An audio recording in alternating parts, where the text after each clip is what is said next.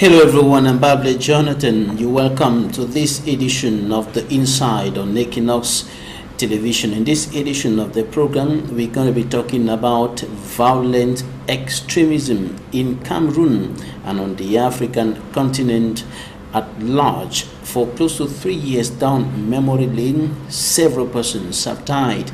Hundreds of thousands have been displaced. A lot of destruction has been recorded in the two Anglophone regions of the Republic of Cameroon as a result of violence. Many have died, many have suffered as a result of the Boko Haram atrocities in the far north region of the Republic of Cameroon, and many are still suffering, and many, of course, are still being killed, and even in the east region of the country as a result of sporadic incursions by separatists, or better still rebels from the Central African Republic, notably Seleka rebels. And of course, this is practically the same situation in many other African countries that are suffering as a result of violent extremism. We'll talk about this in this edition of the program. Meet our guest in some few seconds.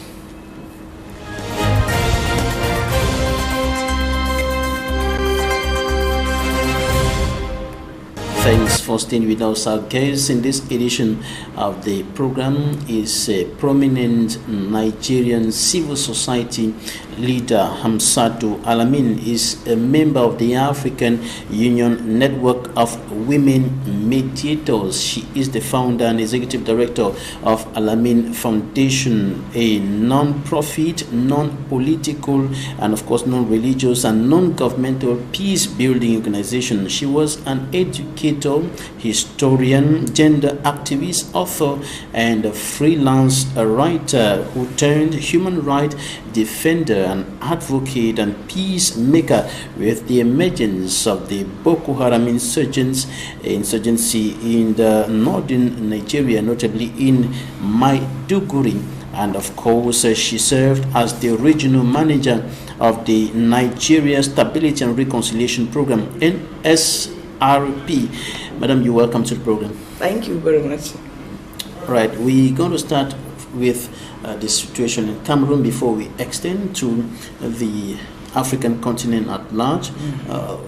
What's your opinion about what's been going on? Well, the northern part of Cameroon, I consider is exactly like my own part of the country. We are neighbors. In fact, we have the same language, same culture, same socio-cultural livings. And therefore, in fact, the Boko Haram insurgencies that started in Maiduguri and then gradually spilled over to the other part of Nigeria, and then subsequently, I think Cameroon is the first to be affected by this crisis. Perhaps at that time when the Northeast was battling with that crisis, people never paid attention.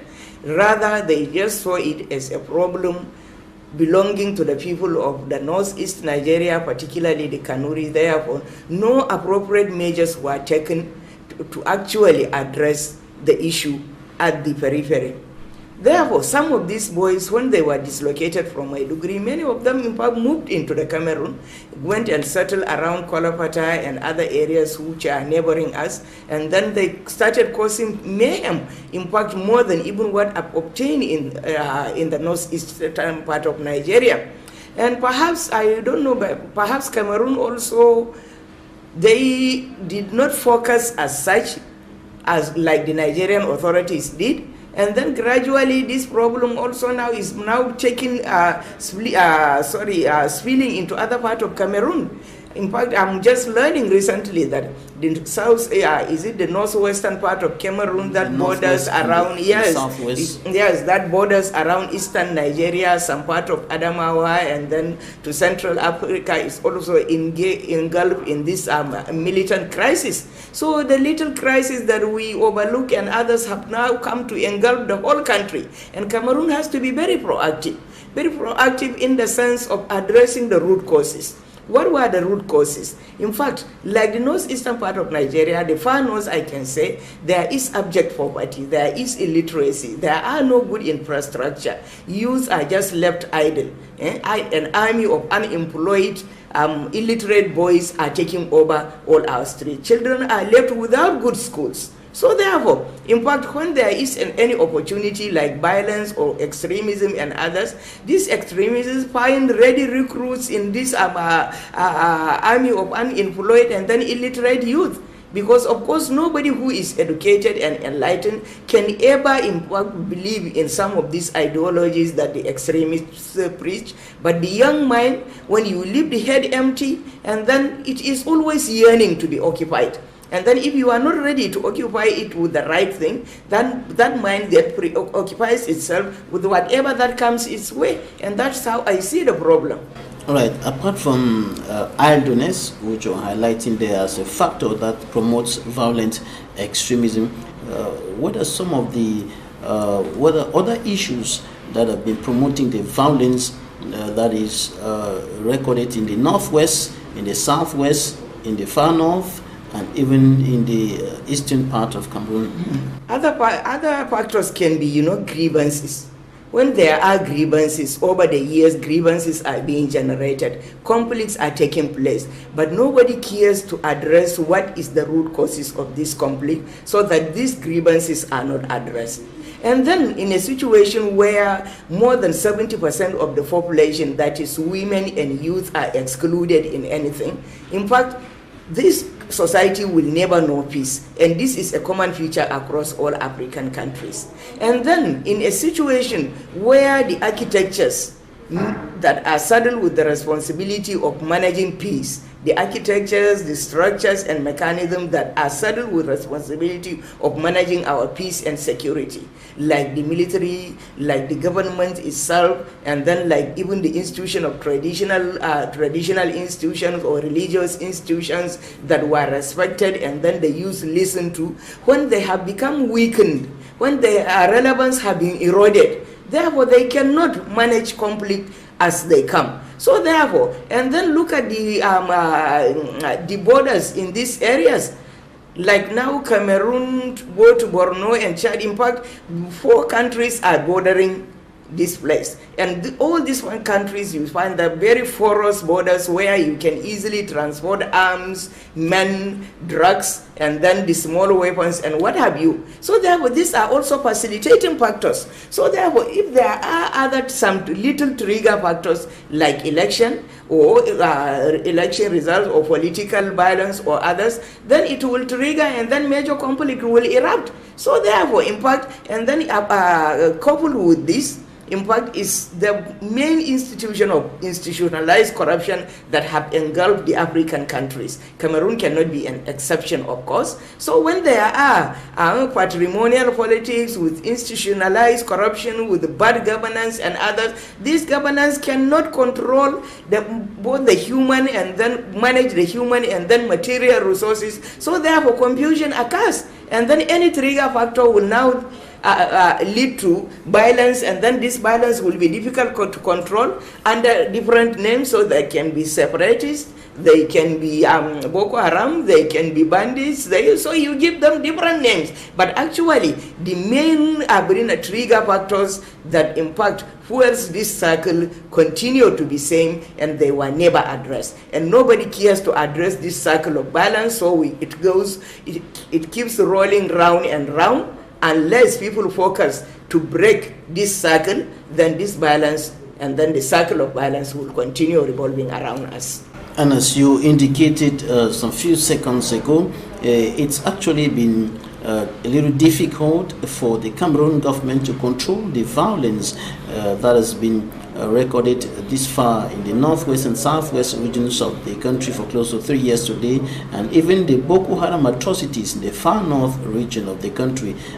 Where is the problem? Government has been undertaking a series of actions, creating institutions and undertaking peace missions, so these parts of the country hit by crisis, but now the situation has continued deepening, especially in the northwest and southwest regions. The problem is governments always focus on counter-terrorism response militarily. And believe you me, no conflict or violence has ever started by the barrel of the gun. It must have started with disagreement, with argument, with some talks, and then when all this fail, then you see it erupting into violence. And therefore, The solution to these problems too can never be addressed militarily alone. But when situations have been allowed to deteriorate to a level that like this, that blood spilling all over, killing is very, very rampant, we cannot, of course, do without the military counter-insurgency operations. But at the same time, there is no how we can avoid dialogue. It is only through dialogue to understand. Dialogue doesn't mean we are competing. Dialogue doesn't mean that we are still quarreling. Dialogue is to understand. So no matter how vicious, no matter how bad, no matter how atrocious a group or an individual is, that individual or group needs to be listened to. But once you ignore them, you turn deaf ears to them, you don't listen to their grievances, you don't listen to their demands, then it may be something reasonable. But unless you come to sit with them, give them a good listening ear and then understand what they want, then you also now will have the opportunity to translate what you think is your position as far as that is concerned. So among that, between the back and forth, then both of you can come to a common common ground. But so long as the other party, because they have the mandate, because they have the power, because they have the weapons and the resources, feel that yes, they could not listen to the other party, then you are opening doors for them to invite others across the country. Like you are neighbored by is it DRC is not very far from here. Nigeria battling is Boko Haram now, but from Upper Mali they are coming out in through Niger and Chad. So they will be inviting all these extremist groups will be inviting their cohorts from across the country to come and then compound and complicate issues to you. That's why people like us, peacemakers, are always advocates of alternative approach, which our governments are never keen to listen to.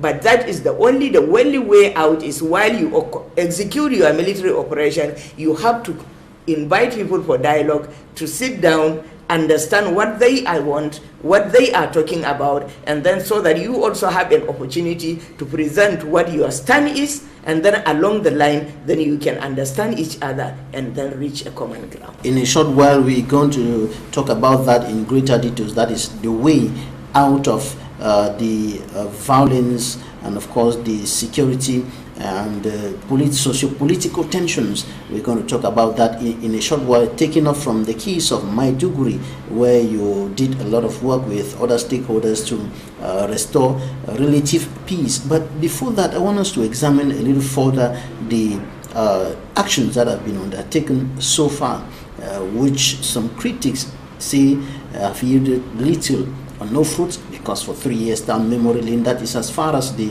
Anglophone crisis is concerned, it has continued deepening. Thousands have been killed, many displaced, and hundreds of thousands are living in very precarious conditions today.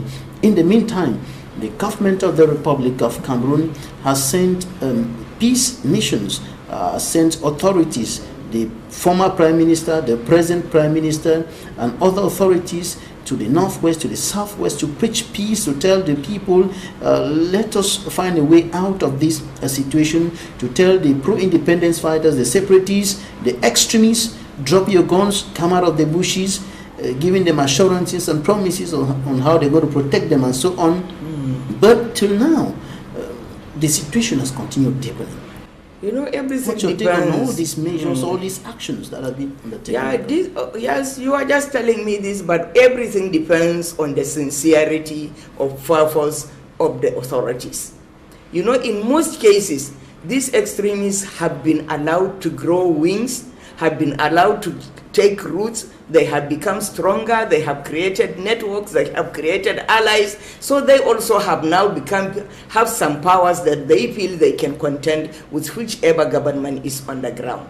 At certain level too, they will not even trust the government.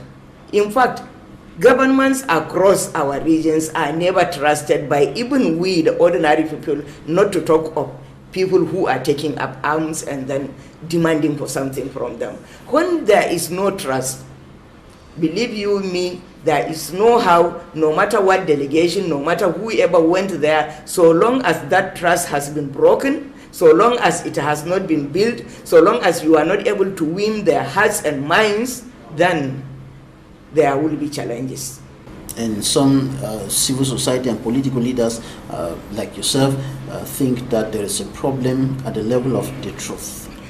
They also can analyze situation, and then when something continues to persist, a government that has the mandate, a government that has resources, a government that has the power, still cannot be listened to by a group of few. How many are these extremists?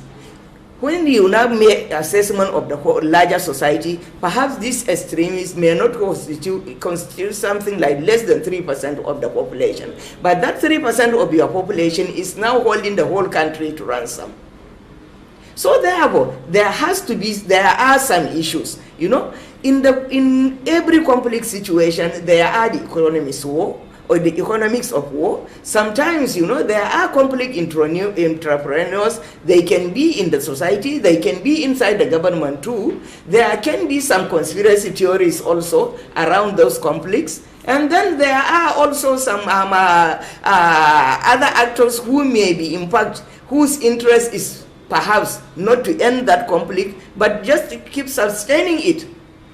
So the sincere ones can be pursuing the peace logic towards but it will be difficult for them to pursue it to its logical conclusion, because there are other actors who are, by the way, in fact, also pursuing their interest of sustaining the war, others who have the interest of maybe selling arms, some others who have the interest of maybe selling their drugs, and others. So different stakeholders have different reasons to see to the, once conflict has gone violent, people have different reasons to see to the sustenance of this violence. So therefore, the sincere people among the community, for example, like women groups, and then the youth who are always the victims of the violence from all ends, in fact, have to come in.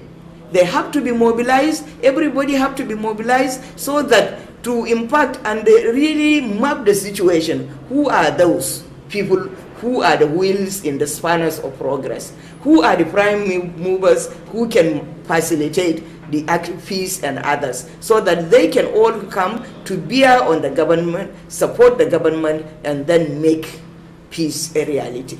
And there have been some mobilization as far as the case of the northwest and the southwest regions is concerned. There have been some mobilization at the level of civil society organizations, political parties who have been talking, non-governmental organizations at local level and at the international level, institutions like the African Union, institutions like the European Union, and many others, Human Rights Watch and so on, talking. But many simply decry the point that their voices are either not heard, or they are accused of inflating figures for their personal gains, or they are accused of wanting to destabilize Cameroon and so on. Who is making that accusation, if I may ask? The government authorities. Very good. So now there is clear a misunderstanding even between the government and those actors who are coming in between. So therefore, how will that problem could ever be solved? If the government does not trust and then respect the people who have gone in front of it to mediate, to negotiate, to end this war. And likewise, these same people may also be accusing that government of not responding to the yearnings and then aspirations of the people to achieve lasting peace. So when parties are accusing fingers at one another, not sitting down to understand what actually is the problem that the two parties are arguing, then the extremists become stronger and then keep perpetrating the violence. And perhaps another group at the back may be aiding these extremists to continue perpetrating the violence, and then so that the government will never know peace, neither will the other actors that come in between can ever achieve what they want, and then the circle now continues. And this is what the general trend across, that for years now the Boko Haram crisis in Nigeria is now we are going into the 10th year of the crisis. And then in Cameroon, look at what it is becoming. Only God knows when it will end. In DRC, it is taking now decades. continuous war. So therefore, unless stakeholders, the issue of trust is very, very important. Unless stakeholders can trust each other and then sit down and then listen to understand each other and then confront the problem on a common ground, honestly, the cycle of violence may never end, and then to the detriment of the common man, to the detriment of our posterity. Who have been killed, who have been displeased. Oh yes, and then like us women who are even abducted. Yes, many of us women are even abducted, destroyed, and this is another angle of destroying the whole society. When your girls and women are just being abducted, sexually abused, sexually violated, and then coming back pregnant, bringing forth babies who even the mothers do not know who their fathers are, then this is another angle of destruction to the whole society that people are not yet focused on. They are just focused on extremists and then the violence going on. By the time they turn their attention to that, nothing remains in that society. The impact of the sexual assault on the women, on the girl children, and even on school-going kids and so on could be very discouraging. You know, there is one thing people are yet to come to terms with the reality of the situation. You know, there is an adage that says, if you want to develop any society, focus on their women and girls. Focus on the women, give them education, give them skills, give them capacity, then honestly that society is going to succeed. And now if we want to destroy a society also, the easiest way to do it is to focus on the women. When you focus on the women, destroy the woman, destroy the source of that society, then you have succeeded in crippling everything in that society. And this is what our African nations are yet to come to terms with. Women, they allow, while conflicts go on, people focus on buying arms, on focusing on the terrorist negotiations that they will never succeed, and then do not protect girls, women, and then the larger society. So eventually the extremists in taking drugs and others will now focus and target the women. They target the women, abduct them in mass. Nobody even knows how many will be abducted and then taken to be turned into sex slaves, violated, and then their dignity as women is being stripped of them. And then by the end of the day, by the time they finish fighting the war and come back, the whole society will now be a wasted society. And this is what we are battling with. We in Africa, in fact, we have been targeted. Our young men don't even know what it is. Our leaders are yet to focus their attention on it. Drug is taking over our youth because some of this war these young men are fighting is just senseless war. Targeting only communities, rural communities who have never known or tasted the goodies of life, and then you go and then kill these people, slaughter them, burn the communities and others. So what are you achieving? It's not any government stakeholder that you are attacking. It's ordinary common citizen. So what are you gaining? Does it make any sense? It doesn't. That will inform you that in fact there is more to it, to the wars and then the violence, the separatism going on around us than actually what meet the eyes. I think our politicians need to be sincere. We thought democracy is something that we ordinary people participate to bring them to power so that they can in fact be on top of our interests and then safeguard it for us. But unfortunately, it is now in the era of democracy that all these conflicts are now arising and then taking their toll on our society, on our communities, on our human resources, on even our environment. All right, we're going to take a look at what the newspapers reported this week, the press review.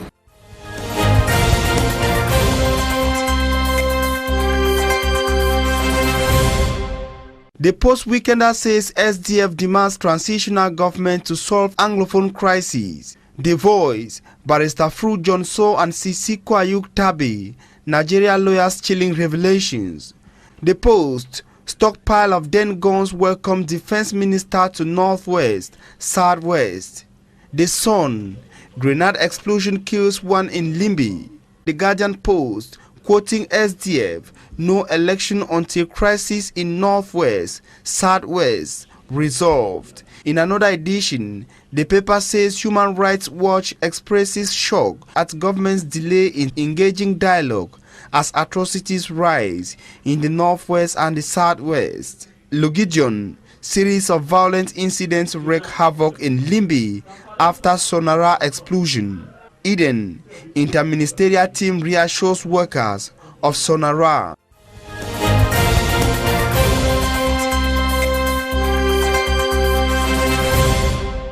Coming up next, interviews of the week.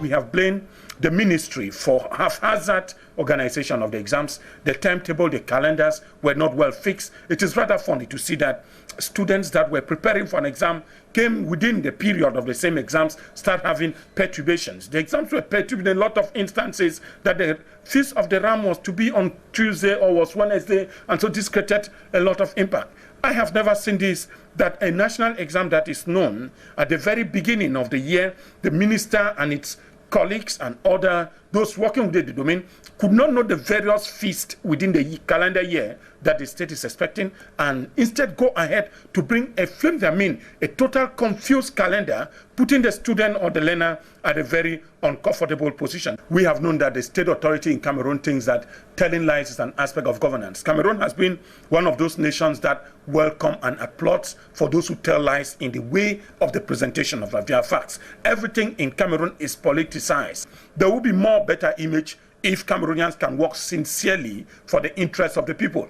There were not just 2 students absent. A lot of hitches were noticed during these exams, and even parents were equally complaining. Not only the candidates, we rule for the people, we don't rule against the people. I am equally embarrassed looking at the stress we have seen some of these students go through within the year. The burning of the candles, the reading at night, using of Nescafe or wet instrument water to keep on preparing for an exam which is coming 9 months. But now that the failure that put or placed the student out of the exam was not that of the student, but that of the administration and the organizers of this exam.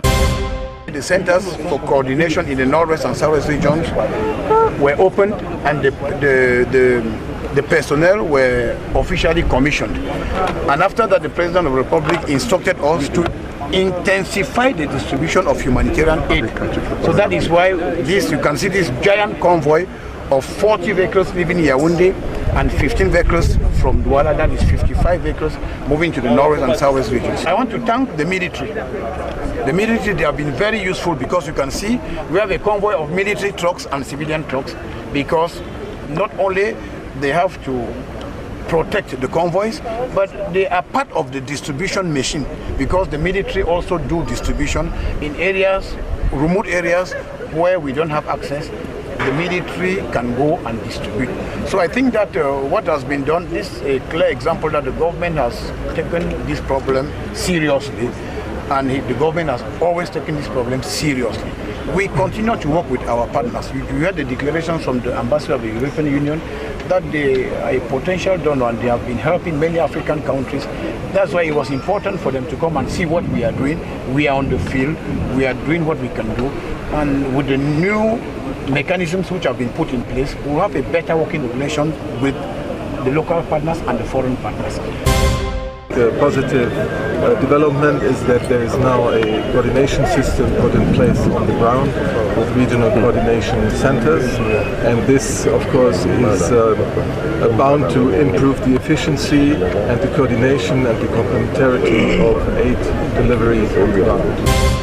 We gave them a document which we call practical modalities, which is the Bible of the operations on the field, which has to do with transparency, which has to do with accountability, and which has to do with some mutual understanding. As you understand, the policy of humanitarian action is put in place by the government. Then our partners come and assist us in a project which has been put in place. They have the constraints of being neutral, but neutrality has to do with transparency. So we have shared out this information. The center will be the focal point, the entry point. When you leave the regions, you come, you do registration in the center.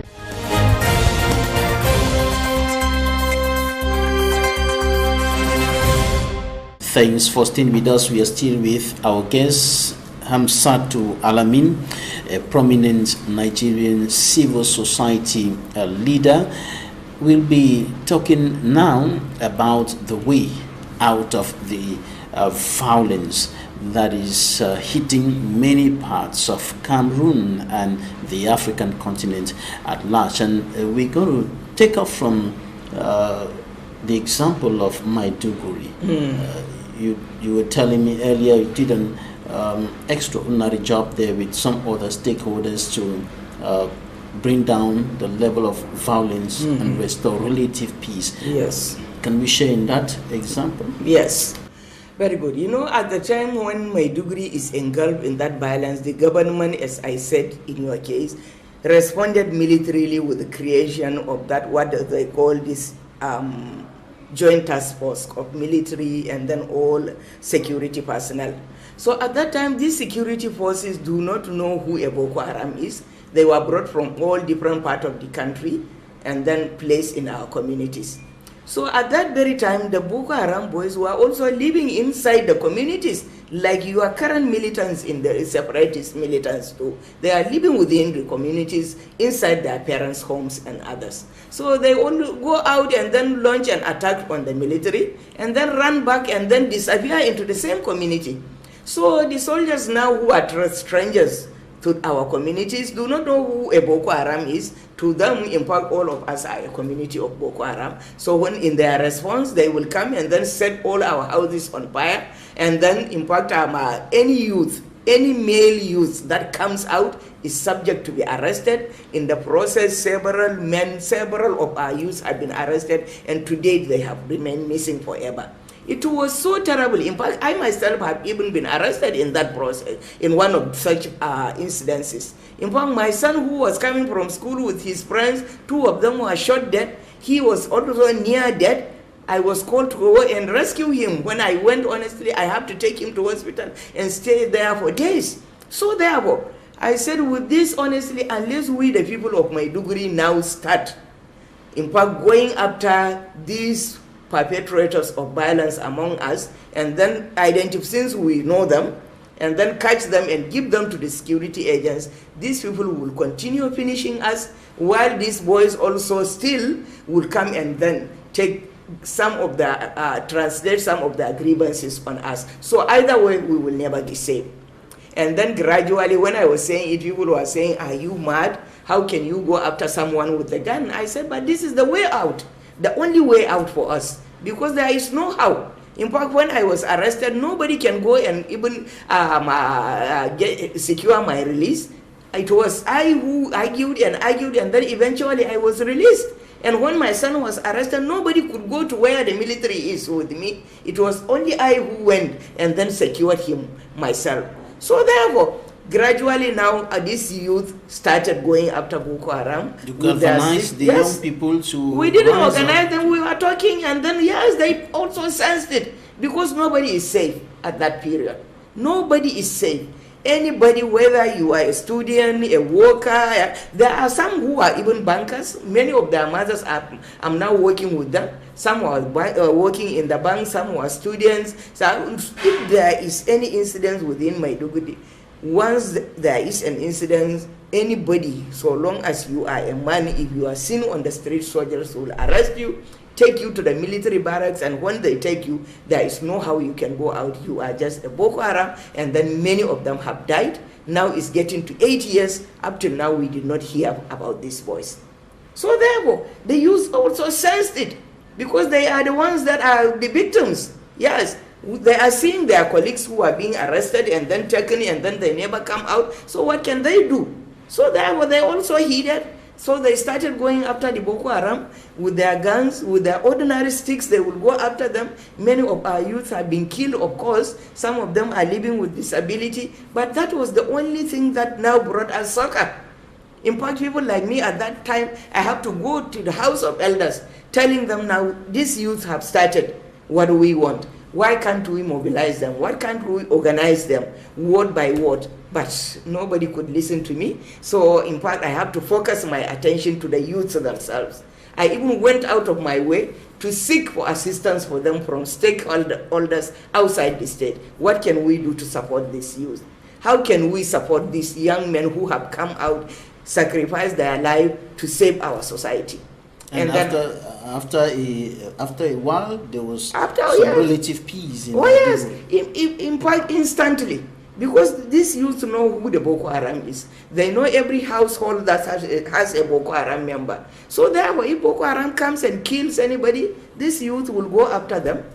They will catch them. Sometimes they will succeed in killing the youth, and they will go and mobilize and come back. The whole youth in the community will again team up. So we took over responsibility for our own safety and security.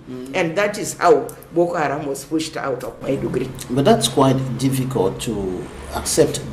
I think something like that has been going on in the far north region of the country with the vigilante committees. Some of them have equally died, and I think they have also contributed to haven't they succeeded? Reducing. Yes. Yes. But that's quite difficult to accept. It's quite difficult to tell a young man today in the northwest and southwest. You don't have to tell them. They need to go against to fish out the separatist fighters. You don't have to tell them. That will be a suicide mission to some of them. Some of them will see it as a suicide mission. In fact, common sense informs them. You don't have to tell them.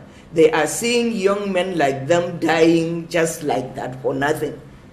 Yes. So therefore, you have to take responsibility for your own safety and security. And during when Boko Haram was holding territory, even fellow women have become fighters themselves. Fellow women were the ones saving men, women, and children from occupied territories. I know of certain women, particularly Burma local government, who have taken upon themselves to be rescuing men. They contribute their clothes, wear it for men so that these women will rescue them. Eventually, some of my fellow women have even been caught by the Boko Haram and then slaughtered in public to serve as a deterrent to others. Yes, when things have gone bad, certain people have to make sacrifices. There is no how, in fact, people can gain peace without making certain sacrifices. So this is what the youth in Maiduguri undertook. This is what the vigilantes in northern Cameroon undertook. And without that, there is no way. Yeah, but with the case of Cameroon, for example, just like what you were highlighting earlier in Maiduguri, in eastern Nigeria and so on, talking about some young people who are arrested on the road and taken to military barracks until today, 8 years down memory lane. You've heard nothing about them, don't know what happened to them. It is practically the same situation with the case of the northwest and the southwest regions, where the military, the elements of the national armed forces are accused of committing atrocities, killing persons, burning down houses and entire villages and so on. So in this context, how can this strategy in fact, that is the only way that made the military to be friends with our people for during that period. In fact, to date, men, women, and youth in Maiduguri will tell you Nigerian military is even worse than Boko Haram. Why? Because the kind of atrocities committed, as you have even rightly witnessed. Yes, sometimes you may not blame them because they don't know who the perpetrator is. So when they come, anybody they see is a victim, and then any house they see is a house for the perpetrator. So they will just destroy it and then arrest anybody and go, and then eventually the hundreds of thousands that were arrested were never accounted for. They are perhaps gone forever. And then this also is generating another problem to us. Now, in fact, we have more than 3,000 mothers who are demanding for accountability from the military of their sons who have been arrested, whom they have never seen. And then we have about another almost 3,000 women who are now looking for their husbands, accountability from the military. And then eventually, this kind of thing is generating grievances that, in fact, there are my fellow women who have even wanted to join Boko Haram so that they can take their revenge on the Nigerian military. I know of women my same age as mine who have now even gone to join the extremists. I know how I have suffered to bring them out, and now some of them are the ones leading the network of mothers who are seeking for accountability. So this also generates another problem for us. So, and then it is all over across. And then for the military, who are supposed to be the institution that is supposed to protect our lives and property, who are supposed to safeguard our territorial integrity, an institution that all of us are supposed to be proud of, to support, and then even protect. Now it has come to a stage that the ordinary see them as even worse than extremists. What kind of a disaster is that? So therefore, we have to address it, and then when we have seen such failure, then people have to take that responsibility for their own safety and security. Some of them have to become the sacrificial animal, of course. Yes, you are fighting someone, there is no how you can be a victim. So, in fact, many people have been killed, even the youth, women, children, and others in our houses, and others who have not even gone out to the war. Even stray bullet can come and kill you. So, therefore, death will come when it will come. Therefore, people have to do the right thing, come out, make the sacrifices, and then get to the root of the problem and get it solved. And the question now is how to address the current situation, for example, in Cameroon, and by extension other African nations that are suffering the effects of violent extremism. What are those right things that should be done as it, and by who? There are so many. There are the counter-terrorism which will be done, should be done by the government with support. Of course, they are getting support from international communities and others. So they are getting the support in terms of weapons, in terms of training and others, because the situation has been deteriorated to such a level that you cannot do without the military counter-terrorism operation. Okay, fine, let it continue. But believe you me, that will not end the problem. So therefore, at the same time, we have to, in fact, the youth, even the illiterate youth, and then the vigilantes and others have to come up. Recently, the new governor in my state, in fact, have even strengthened the vigilantes, have now identified the local hunters, to start giving them allowances so that they can also now complement the military in the war against the terrorism. And then likewise, CSOs, we civil society organizations shouldn't be left behind, because there is a lot we can do.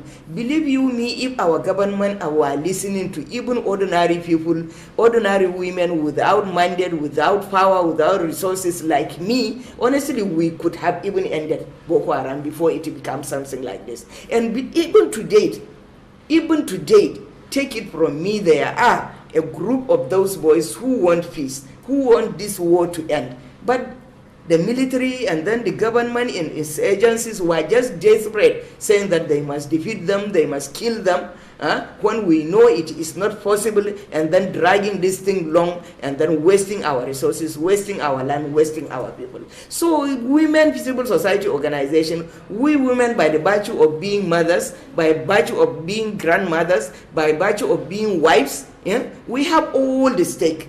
All our stake are suffering. Our sons are being killed, our husbands are being killed, our environment is being devastated. So what do we have for posterity? And we ourselves are abducted, sexually abused, and then destroyed. So therefore, it is just in our interest. Women have the capacity across the world. There are instances where women have gone down into the bush to talk to these extremists, to appeal to them like mothers, and then really they have listened to and adhered to. But in a situation where you feel, yes, women are not nothing and then cannot do anything, and then where a situation where you feel the youth cannot sit with elders, they have no voices to be listened to, their views and contribution cannot be taken into cognizance.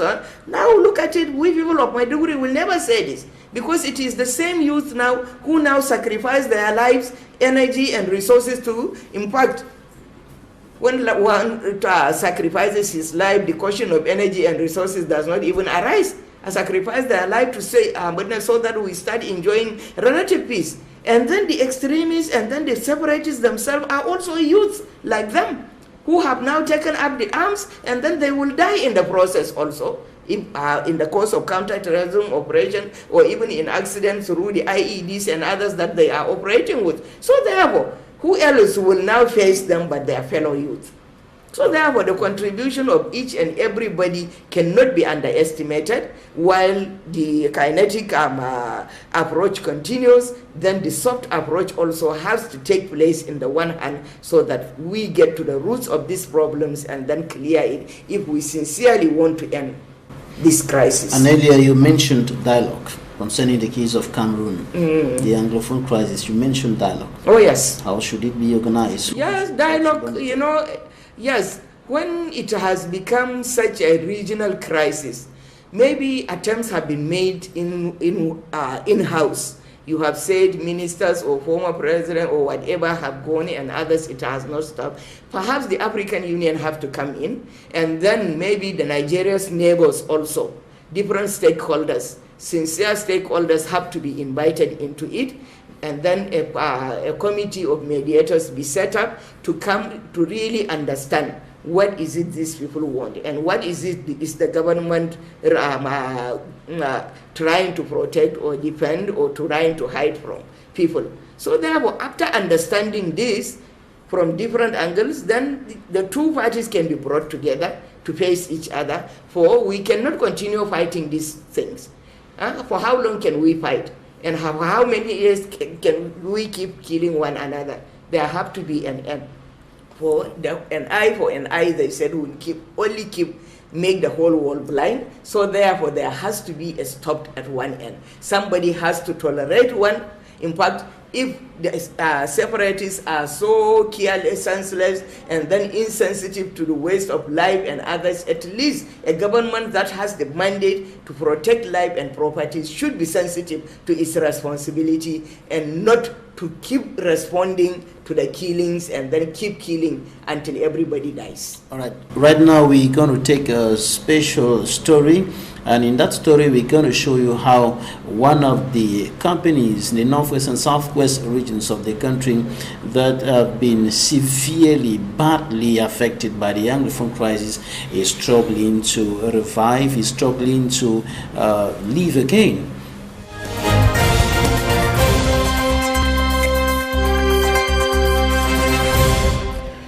In a meeting bringing together some of the workers with the management of Pamol, backed by the administration of a connotated subdivision at the Mukundu Clubhouse in Lobe Estate for work to resume in Pamol, the workers say they are ready to start work if and only if their security is guaranteed. We look for guarantee, but we want to work on field, whether we go for field, maybe this boy will go to stay up, because be ready for it, because if we don't produce, we will not get revenue. The general manager, Chief Mekanya Charles Okon, assured them that we are taking all measures, formal, informal, to make sure that those who go into the field to work have protection. For close to a year, not a single living soul has stepped foot in the plantations. The palms actually have been left in the bushes, and they have been growing wild. A lot of work needs to be done here, with so much money to be injected and manpower. The oil mill itself looks more of an abandoned structure. There is mold everywhere, dust everywhere, the grass everywhere. It is the factory of Pamol. It is almost abandoned. For almost a year, we are told, not even a single soul has actually stepped foot within this factory due to the ongoing Anglophone crisis. Some of the houses are in the bush, especially that of management staff, since they were the most targeted. However, engineers of Pamol are already at work, servicing some of the equipment, grading of the road,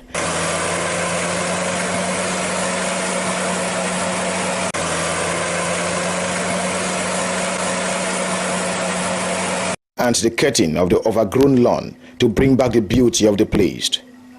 Amidst the heavy gunshot last year that pushed some of the workers to flee for safety, the research and health sector is on record to have continued work, though not in full capacity. We are right inside the Pamol Hospital here at Lobe Estate, In fact, we have gone through the various wards, and in the totality, we have actually found just 4 patients, 2 at the male ward that has a capacity of more than 40 beds, and of course 2 at the children ward that equally have a capacity of more than 20 beds. The female ward is totally empty, and of course information we gather so far, that has been the situation here for the past 8 months, that hardly do you find people in the ward because of the ongoing Anglophone crisis. This hospital that was set up by PAMOL decades back actually catered for the workers and families of PAMOL workers. But you can see for yourself how the wards are all empty. It is the situation here, and the people are only praying to God, hoping that one day the crisis should come to an end, and of course they should continue utilizing these things that PAMOL has actually put at their disposal. Right now we have gone into the factory. You know, it takes a long process. This factory has been left for 3 years without attention. So you go gradually. Everything was gripped.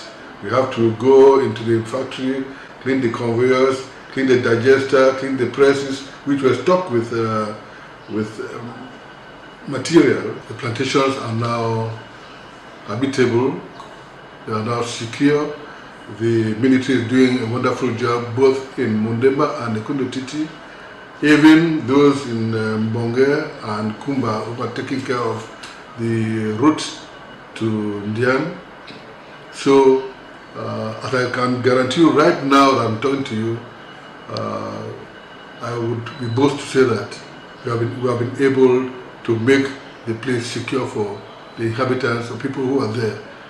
I'm not sure you will hear again that the Amber boys are disturbing the inhabitants of the plantation and the vicinities in Tian now, like I'm talking to you. That one, I take it from me. We have close to 6.5 billion francs for the meal, which the government has made available for us, which, as I told you, the problem is getting the money from finance, and the treasury is now have a squeezed treasury because with all these crises we have in the northern and southwest, a lot of money is deployed for security, which is understandable. But that notwithstanding, we keep on pleading to the government, the Minister of Agriculture, Minister of Plan and Economy, and Minister of Finance. I would say that we owe a lot of gratitude to them, not forgetting also the Prime Minister, past and current, who have been in this dossier very strongly to see that PAMOL survives. Life in PAMOL has not been easy for the workers who stayed behind. Now only the work will depend. If the work no dey, we no fit do anything. The handicap we cannot get money if it's sent again there to school. Now let's say maybe peace rain. When peace rain, the setting we say more go back inside bush. No more go back.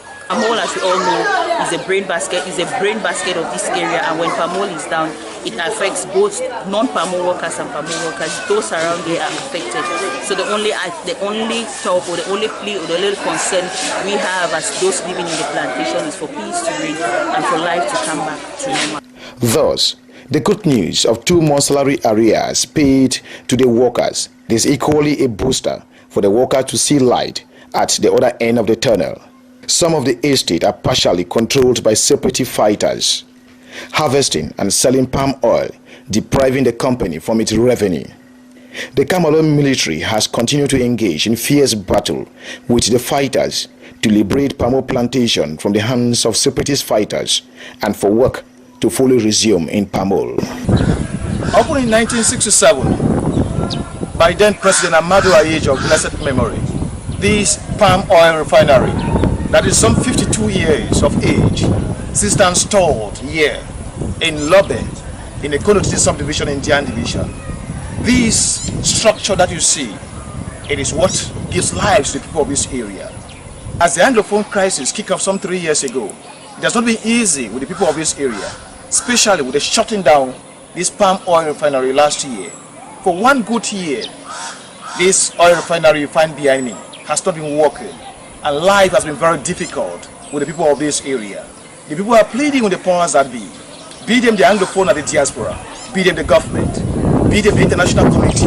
They are calling on their attention to see that peace actually takes a place. This palm oil refinery should actually begin working again so as to continue ameliorating the living standard of the people of this area. This is where their life depends. Davidson Mime, Equinox Television, in Lobe Estate, a Kondotite subdivision in Ndian Division Southwest region.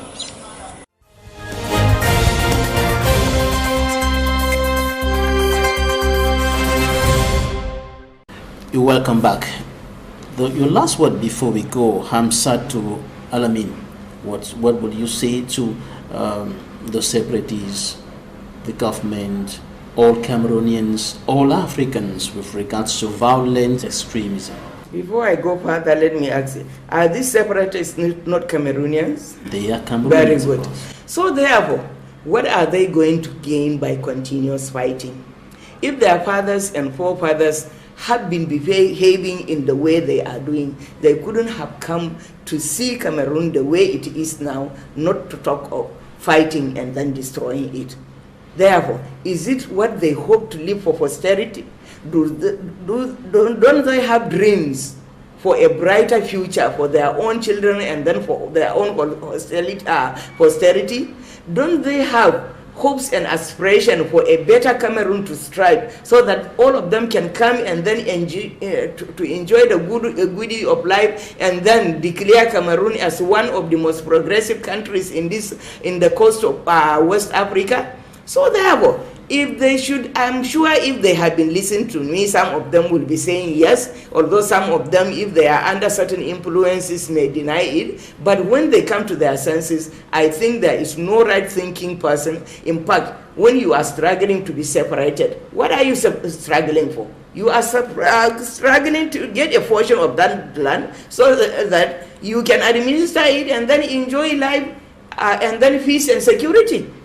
So in the process, the other party also will not want to allow you to do that. So therefore, if you have that culture of distraction and others, even if you have succeeded in separating, will you ever, I doubt if you can focus to organize and then enjoy the benefits or the fruits of your labor. So therefore, fighting is not the best solution. In fact, as young men, I believe all of them are young men, should come and then put their arms down and then be listened to. If the government has not sincerely created any platform or any forum to give them voice and dialogue, I think this is the time. The government should officially and then sincerely declare a platform or a safe space where people who are interested in dialoguing can come, put down their arms and then be listened to. And then other intermediaries, if they cannot trust the government, they can openly say it, and then so that other international mediators can come in. At the African Union level, at the ECOWAS level, or even at the UN level, people will be willing to interfere, to come, intervene, to come and then listen to their own part of the story so that they also, the Cameroonian government also can present its own section part of the story so that the two can be balanced and then peace will be obtained. Because there is no point, in fact, nobody can even celebrate at the end of his life to say that he is a factor to the destruction of his own country. And then when a war has no end, what does it mean? That means you will continue fighting, you will continue killing until you yourself is no more. And when you become no more, what have you achieved? And then when you have destroyed your country, what have you achieved? So we are just appealing to their reasoning to, in fact, put down their arms, and if they feel their government will not treat them fairly, then let them voice it out. Let the international community hear it and then respond to it appropriately so that the government of Cameroon can be influenced, the government can be persuaded to take to the path of dialogue so that lasting peace can be explored. Thanks so much, Hamsatu Allamin. You're a prominent Nigerian civil society leader, a member of the African Union Network of Women Mediators. Thanks for accepting to be our guest in this edition of The Inside. Thank you very much. It's my pleasure. In fact, Cameroon is also part of me. Also, my grandmother is a Cameroonian from around Gaundare area. Yeah, my maternal grandmother, she is a Cameroonian, so I'm also part of Cameroon too. So it's my pleasure, in fact, coming to this part of the country and then, in fact, making my little contribution. Thanks a bunch. Thanks, ladies and gentlemen, for staying with us.